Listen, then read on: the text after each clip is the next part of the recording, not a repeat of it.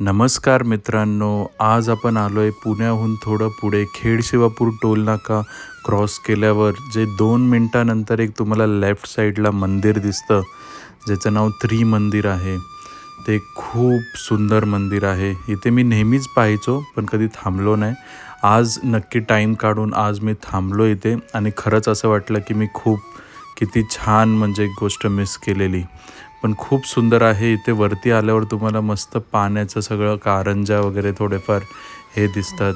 गाभाऱ्यात आल्यावर तुम्हाला एक मोठी अवाढव्य श्री सिमंदर स्वामी ह्यांची मूर्ती दिसते. इथे आम्ही आमच्या बेबीला घेऊन आलतो पहिल्यांदाच, तर खूप छान वाटलं, खूप प्रसन्नता वाटली आम्हाला इकडे येऊन.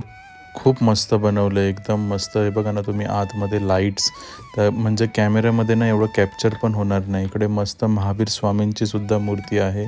अजून बरेच दैवत आहेत, त्यांचे दर्शन होतात. बजरंगबली आहेत इकडे, खूप मोठी शंकराची पिंड आहे. गणपती बाप्पा आहेत. पिंड बघा किती सुंदर आहे.